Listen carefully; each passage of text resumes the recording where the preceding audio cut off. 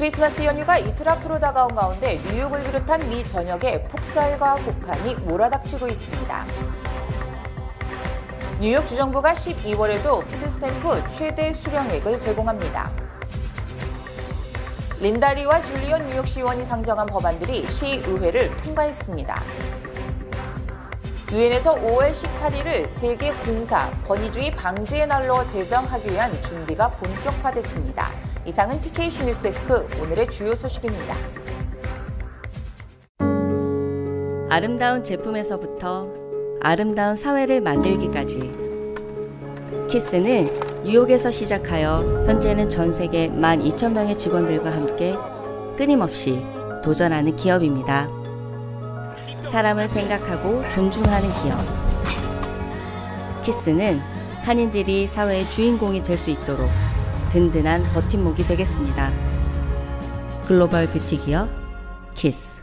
As a mom, I always seem to be doing two things at once. I'm always on the go, so I was happy to hear that I could get a flu shot and updated COVID-19 booster at the same time. It will keep our family safe and reduce the risk of serious illness. And make sure we don't end up in the hospital. Get your flu shot and COVID-19 vaccine or updated booster, safe to get at the same time. It's twice the protection and twice the peace of mind. Call 311 or visit nyc.gov/vaccine finder. 시청자 여러분 안녕하십니까? 12월 22일 목요일 TKC 뉴스데스크 첫 소식입니다. 크리스마스 연휴가 이틀 앞으로 다가온 가운데 뉴욕을 비롯한 미 전역에 폭설과 혹한 등이 예상되며 이로 인해 항공편 결항 등 교통 대란이 우려되고 있습니다. 국립기상대는 내일부터 뉴욕을 비롯한 미 전역의 절반 이상 지역에 북극의 차가운 고기압이 몰아닥치면서 폭설과 강풍 그리고 혹한이 예상되며 중부와 북부 일부 지역은 시속 60마일의 강풍, 체감온도가 영하 40도까지 떨어질 것으로 예보됐습니다. 이에 따라 북서 지역에 거주하는 4,800만 명에게 겨울 폭풍 경보와 주의보가 내려졌으며 20여 개 주 4,200만 명에게는 풍랑 경보와 주의보 등이 발령됐습니다. 특히 뉴욕 지역은 오늘 하루 종일 비가 내린 데 이어서 내일은 아침 최저 기온이 화씨 13도로 내려가면서 올 들어 가장 추운 날이 되며 눈까지 내릴 것으로 예상됩니다.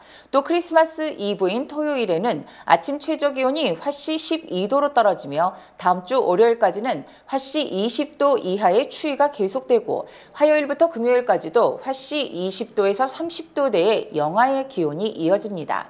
한편 이번 연휴 동안 미국인의 3분의 1인 1억 1,300만 명이 여행을 떠날 것으로 알려졌고 이는 2000년 이후 세 번째로 많은 것입니다. 특히 폭설과 강풍으로 각 공항의 일시적 마비로 인해 항공편이 대거 취소될 것으로 보여 최악의 교통 대란이 불가피할 것으로 예상됩니다. 뉴욕주가 푸드스탬프 수혜 주민들이 12월에도 최대 수령액을 받도록 연방지원금 2억 3,400만 달러를 투입합니다. 캐시 호컬 뉴욕주지사가 20일 최대 수준의 스냅 혜택은 뉴욕 주민들의 생계를 유지하는 데 보탬이 될 것이라며 스냅 수혜자들에게 최대 지원금을 지급한다고 밝혔습니다. 이미 최대 수령액을 받는 가구는 최소 95달러의 추가 지원금을 받게 됩니다. 뉴욕시외 모든 카운티의 스냅 수혜 가구들은 오는 22일까지 이 혜택을 확인할 수 있고 뉴욕시 5개 카운티는 오는 28일까지 게시된 혜택을 확인할 수 있습니다. 스냅을 관할하는 주 빈곤가정 장애지원국은 팬데믹이 시작된 2020년 4월부터 월 최대 수령액 미만을 받는 스냅 가구에 긴급 추가 지원금을 지급하기 시작했습니다. 뉴욕주의 팬데믹 비상사태 선언이 지난해 6월 종료되자 주 빈곤가정 장애지원국은 연방정부와 협업해 지원금을 확보했습니다. 현재 주 빈곤가정 장애지원국은 내년 2월까지 뉴욕주 주민들에게 최대 스냅 혜택을 제공할 수 있는 자금을 확보했습니다. 린다리 뉴욕시의원이 장애인들의 취업 기회를 확대하기 위해서 상정한 2개의 법안이 어제 시의회에서 통과됐습니다. 뉴욕시의 정신건강장애와 중독위원회 위원장으로 활동 중인 린다리 뉴욕시의원이 상정한 2개의 법안이 21일 시의회에서 통과됐습니다. 첫 번째 법안은 뉴욕시장실 산하 장애인 지원국이 뉴욕시 스몰 비즈니스국과 인재개발국이 협력해서 장애인들을 위한 인턴십과 취업 기회를 확대하도록 하는 내용을 담고 있습니다. 이 법안은 장애인들이 온라인 포털을 통해 일자리를 쉽게 검색하고 자기소개서 작성과 면접 준비, 고용주와의 계약 관련 정보 등을 제공토록 했습니다. 두 번째 법안은 뉴욕시 장애인 지원국 뉴욕시정부 산하 모든 기관들과 상의해서 이 기관들이 향후 5년 동안 장애인들을 위한 서비스와 프로그램을 확대하도록 해야 합니다. 또 이 기관들이 장애인 고용을 어떻게 확대할 것인지에 대한 계획도 수립해야 합니다. 줄리원 뉴욕시의원이 뉴욕시 내 이민자들을 위해 상정한 언어지원법이 어제 시의회를 통과했습니다. 박하율 기자가 전해드립니다. 줄리원 의원이 상정한 뉴욕시에서 거주하는 이민자들에게 다양한 언어를 지원하기 위한 법안이 통과됐습니다. 원 의원이 발의한 두 법안은 인트로 136과 인트로 700으로 이민자 및 소상공인들을 위한 번역과 통역, 전반적인 언어 지원을 확대시켜줄 것으로 보입니다. 인트로 136은 올바른 언어로 통번역을 제공할 수 있는 지역사회 기반 조직을 구성하는 것이며 인트로 700은 새로운 정책이나 규제 등이 시행될 때 이를 번역해 배포토록 하는 것입니다. 줄리원 의원은 뉴욕시에서 언어 지원이 삶과 죽음의 문제라고 언급하며 지난해 허리케인 아이다로 인한 홍수 심각성에 대한 경고가 주로 영어로 배포되면서 이를 미처 대비하지 못해 목숨을 잃은 사람들이 있다고 덧붙였습니다. 그러면서 내 법안이 이민자와 사업주들이 중요한 정보에 쉽게 접근할 수 있도록 도울 수 있다며 최초의 언어 지원 협동조합을 설립하기 위한 자금 $500만 확보했다고 말했습니다. 유엔에서 5월 18일을 세계 군사 권위주의 방지의 날로 제정하도록 한국 5.18 기념재단이 한인사회의 지지를 당부했습니다. 미주 5.18 민주화운동 기념사업회와 뉴욕 평통 주최로 21일 평통 사무실에서 한국 5.18 기념재단 조진태 상임 이사 초청 간담회를 개최했습니다. 5.18 재단은 19일 뉴욕에 도착해 민권센터와 협의해 유엔 관계자들 만나고 광주 인권상 수상자 정상회의 개최를 위한 준비를 본격화했습니다. 세계인들에게도 5.18의 이름으로 메시지를 좀 보내고 그리고 여전히 민주주의와 인권을 위해서 활동하는 그 분들과 연대하기 위해서 특히 유엔 본부에서 바로 그런 내용으로 세미나를 열어서 깊은 연대를 꾀하기 위한 그런 계기로 삼고자 하는 것이죠. 이에 앞서 미주 5.18 민주화운동 기념사업회 공동대표는 한국 민주주의 역사에 결정적인 획을 그었던 5.18 민주화운동을 기리는 5.18 재단의 활동에 한인사회의 관심과 참여를 당부했습니다. 진보, 보수를 떠나서 우리 민족의 이런 비극적인 역사가 두 번 다시 반복해서 일어나지 않도록 각성하면서 앞으로 이런 역사를 잊지 않도록 늘 기억하면서 이런 세계에 이런 억울한 일을 알려야 된다는 귀중한 사명감을 갖습니다. 우리가 9월에 있을 유엔 본부에서 5.18 기념 행사를 할 계획을 하고 있습니다. 그래서 오늘 모여서 그런 일들이 잘 의논하고 진행되어지기를 바라겠습니다. 조진태 상임이사는 5월 18일을 유엔 지정 세계 군사주의와 권위주의 방지의 날로 제정해서 전 세계인들이 5.18의 가치를 공유하기를 바란다고 기대했습니다. 5월 18일을 군사주의와 권위주의 방지하는 날로 지정을 하자. 그걸 유엔이 제정을 해 줬으면 좋겠다. 그런 제안도 할 거고요. 그렇게 해서 세계인들이 5월 18일을 같이 기념하고 기억하는 날로 만들었으면 좋겠다는 제안을 할 겁니다. 우리 미주동포 여러분들께서도 바로 5월 18일을 군사주의 권위주의 방지 날로 제정하는데 함께 힘을 모아 주셨으면 좋을 것 같습니다. 5.18 기념재단은 지난 2017년 유엔 본부에서 5.18 광주 민주화운동의 국제적 의미를 조명하는 첫 세미나를 개최했고 내년에 열릴 기념 행사가 두 번째가 될 예정입니다. 퀸즈 YWCA의 시니어 프로그램인 늘 푸른 학교가 종강 파티를 열고 한 해를 즐겁게 마무리했습니다.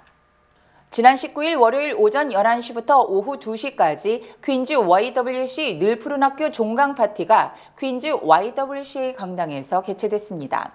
이날 행사에서는 퀸즈 YWCA 김은경 사무총장의 축하 메시지를 시작으로 약 100여 명이 넘는 인원이 모였습니다. 이어서 올 한 해 동안 배웠던 내용들을 발표하고 전시회 공연들을 함께 즐기며 2022년을 마무리하는 동시에 2023년 새로운 도약을 기원했습니다.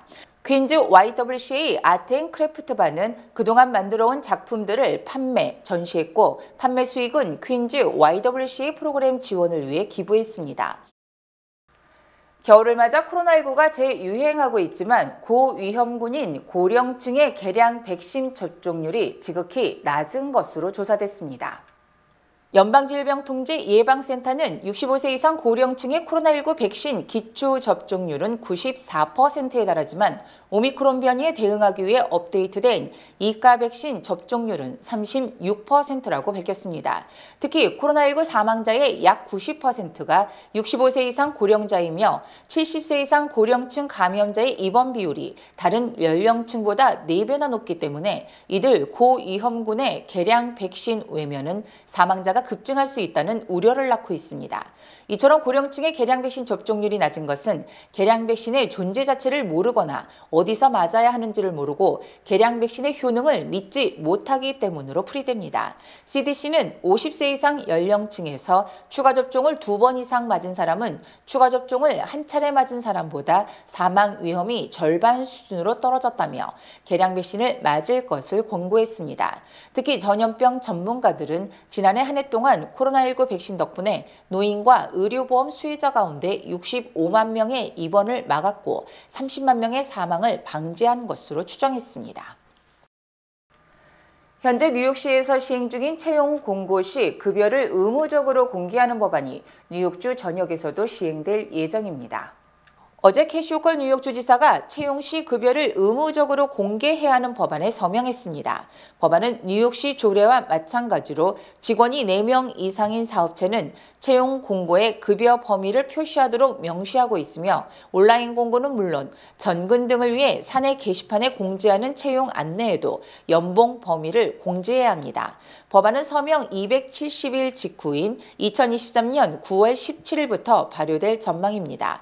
이로써 뉴욕주는 콜로라도와 캘리포니아, 워싱턴주에 이어서 채용 시 급여 공개가 의무화되는 4번째 주가 됐습니다.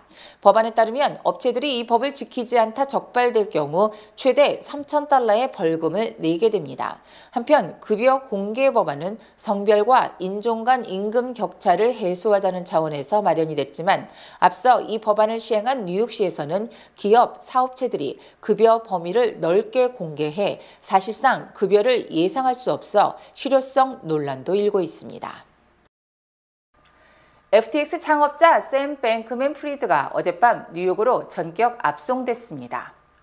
샘 뱅크맨 프리드는 지난 20일 미국 송환에 동의한다는 의사를 밝힌 데 이어서 어제 오전 다시 법원에 출석하고 송환에 따른 절차를 마무리했습니다. 프리드는 어젯밤 바하마에서 미국 연방검찰에 신병이 인도돼 밤늦게 뉴욕공항에 도착한 뒤 메트로폴리탄 구치소에 수감됐습니다. 오늘 오전에는 뉴욕 남부 연방법원에 출석해 인정신문을 받았으며 모든 혐의를 부인했습니다. 뱅크맨 프리드의 변호인들은 송환에 앞서 지난 주말부터 연방검찰과 보석 조건 등에 대해 협의를 계속한 것으로 알려졌으나 검찰과의 합의와 관계없이 보석 여부는 최종적으로 연방판사의 판단에 따라 결정됩니다. 한편 뉴욕 남부 연방검찰은 어젯밤 FTX가 투자한 헤지펀드 회사 알라메다 리서치의 전 CEO 캐롤라인 앨리슨과 FTX의 전 CEO 게리 왕을 사기 혐의 등으로 전격 기소했습니다. 특히 이들 두 사람은 이미 주식 사기 등의 혐의에 대해 유죄를 인정하고 검찰 수사에 협조하기로 했으며 뱅크맨 프리드가 미국에 송환됨으로써 FTX 수사가 급물살을 탈 것으로 예상됩니다. 이와 관련 데미안 윌리엄스 뉴욕 남부 연방검사장은 어젯밤 동영상 메시지를 통해 우리는 매우 빠르게 움직이고 있으며 우리의 인내심이 영원한 것이 아니라며 철저한 수사를 다짐했습니다. 우크라이나에서 300일 넘게 전쟁이 이어지고 있는 가운데 젤렌스키 우크라이나 대통령이 미국을 깜짝 방문해 정상회담을 가졌습니다. 미국은 우크라이나에 패트리엇 미사일을 포함한 추가 지원을 약속했습니다. 워싱턴에서 김윤수 특파원입니다. 젤렌스키 우크라이나 대통령이 미 백악관에 들어섭니다.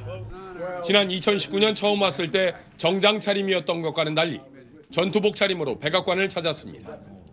러시아의 공격이 계속되고 있는 가운데 미 공군기를 타고 전투기 호위를 받으며 작전하듯 미국에 온 겁니다.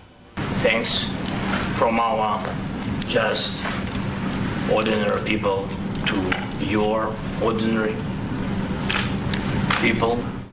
이어진 정상회담에서 바이든 대통령은 통큰 지원 보따리를 풀었습니다.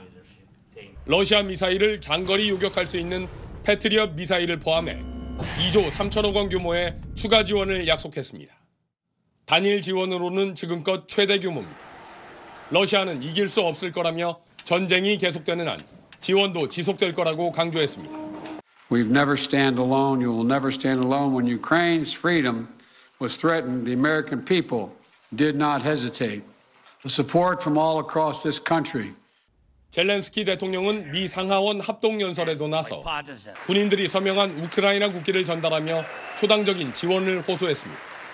They asked me to bring this flag to you, to the U.S. Congress, to members of the House of Representatives and Senators whose decisions can save millions of people. 미 의회는 성조기를 건네며 기립박수로 화답했습니다. 미국 언론들은 2차 세계대전 당시 처칠 전 영국 총리가 미국을 방문해 동맹의 지원을 호소했던 것과 이번 방문이 닮은 꼴이라고 평가했습니다. 워싱턴에서 SBS 김유수입니다. 주요 단신 전해드립니다. 지난주 신규 실업수당 청구 건수는 21만 6천 건으로 전주보다 2천 건 늘었고 4주 이동 평균 청구 건수는 22만 1,750건으로 전주보다 6,250건 줄었습니다. 연방상원이 어제 본회의에서 린 트레이시 주 러시아 대사 지명자에 대한 인준투표를 실시, 찬성 93표 대 반대 2표로 통과시켜 사상 첫 여성 러시아 대사가 탄생했습니다. 뉴욕주 의회가 의원들의 연봉을 현행 11만 달러에서 내년부터 14만 2천 달러로 인상하는 법안을 오늘 통과시켰으며 이에 따라 뉴욕주원 연봉이 전국 최고 수준이 됐습니다. 코로나19와 독감 그리고 호흡기 세포 융합 바이러스를 번갈아 가면서 걸리는 어린이들이 급증, CVS 등 약국 체인들이 아동용 해열 진통제 판매를 1인당 2개로 제한하는 등 의약품 품귀 현상이 벌어지고 있습니다. 테슬라가 미국 공장의 생산성 저하 문제 등을 해결하기 위해 중국 법인 대표 탐 주와 그의 팀들을 전격 투입하자 일론 머스크의 뒤를 이어 차기 CEO가 될 것이라는 추측이 일고 있습니다. 박찬욱 감독의 영화 헤어질 결심이 제95회 아카데미상 국제장편영화상 예비 후보에 올랐습니다. 20일 밤 메가밀리언 복권 추첨에서 당첨자가 나오지 않음에 따라 내일 밤 추첨의 잭팟 당첨금이 5억 1천만 달러 이상으로 치솟았습니다.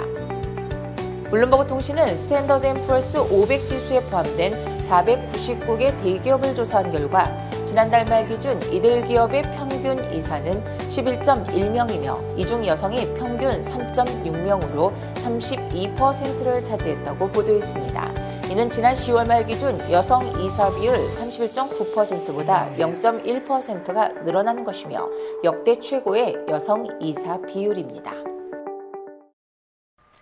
이상으로 12월 22일 목요일 TKC 뉴스데스크를 마칩니다. 시청해주신 여러분 고맙습니다.